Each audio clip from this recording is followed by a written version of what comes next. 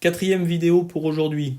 On est toujours sur le processus 3, chapitre 2, le champ d'application de la TVA, et on est maintenant à la fiche ressources 6, dans laquelle on évoque les principes applicables aux échanges extra-communautaires. Alors c'est un terme un peu barbare pour dire tout simplement les exportations et les importations. Alors je vais le voir assez rapidement parce qu'on l'a déjà évoqué en cours. Exportation, aucun problème. Celui qui vend, il n'y a pas de TVA sur la facture de vente. Sur facture de vente.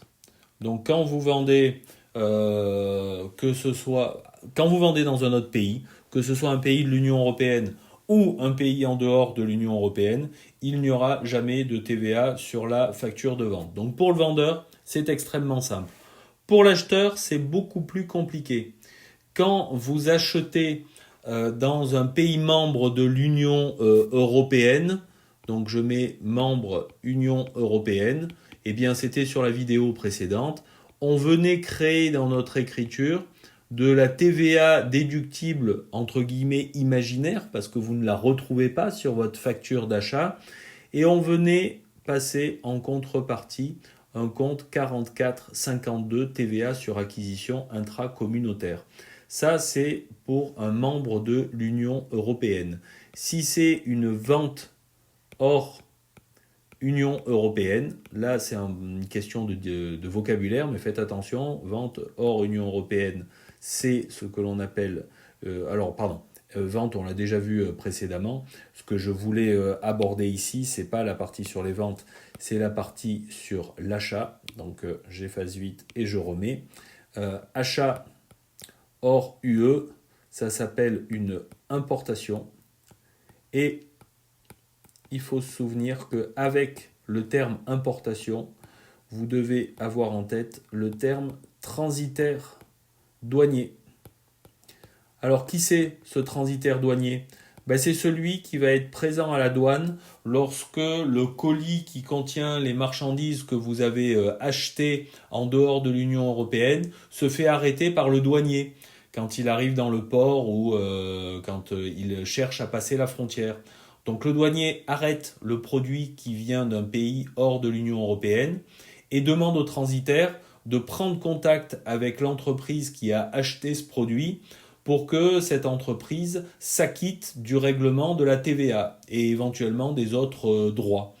Donc vous avez un transitaire qui va, alors c'est marqué un petit peu en dessous, où on nous dit que pour le dédouanement des biens, c'est-à-dire pour que vous puissiez récupérer votre colis à la douane, il va falloir payer des droits de douane et de la TVA. Et ça, vous le faites vis-à-vis d'un transitaire qui, lui, connaît bien toutes les règles et qui va pouvoir tout organiser pour vous. Alors, vous pouvez éventuellement le faire en direct, mais ça nécessite quand même d'avoir pas mal de compétences. Donc, on indique là que vous pouvez le faire si vous avez reçu un agrément du service des douanes. Ça concerne les grandes entreprises qui ne passent pas par un transitaire, qui, en gros, ont embauché un transitaire chez eux parce que les opérations d'acquisition sont extrêmement fréquentes. Et du coup, ce qu'il faut bien penser, c'est que les droits de douane sont à inclure dans le coût d'achat des biens ou des immobilisations. Donc si vous achetez une immobilisation, vous allez rajouter au coût d'entrée de l'immobilisation les droits de douane dont vous avez dû vous acquitter lors du passage en douane. Donc voilà, ça c'était la dernière fiche ressources pour ce chapitre 2. C'était la fiche ressources 6. Et on passe ensuite aux applications.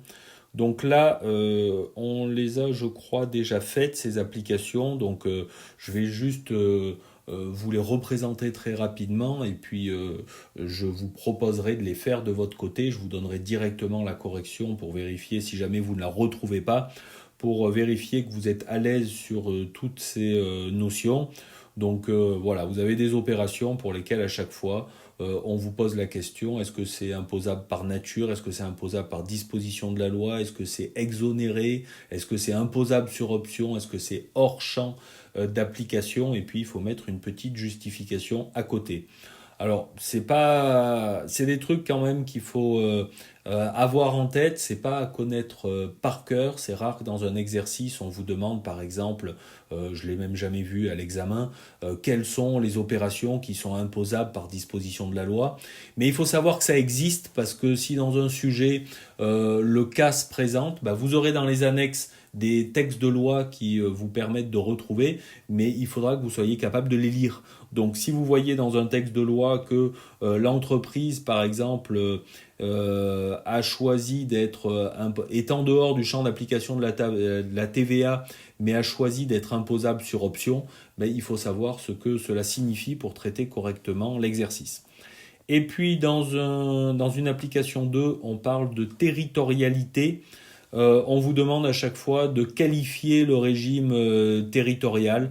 Si vous vendez en Andorre, est-ce que c'est une livraison intracommunautaire? Est-ce que c'est une exportation et vous avez pareil pour tout un ensemble de produits. Donc ça pareil, on l'a déjà fait, mais je vous transmettrai le corrigé de manière à ce que vous puissiez au moins rapidement refaire l'application et vérifier que vous êtes à l'aise avec ces notions-là. Voilà, c'était un petit retour introductif enfin un petit retour sur le chapitre introductif sur la TVA. On en a besoin parce que après on va rentrer dans des notions assez techniques qui nécessitent de bien acquérir le vocabulaire au fur et à mesure. Donc on en arrête là pour cette partie court.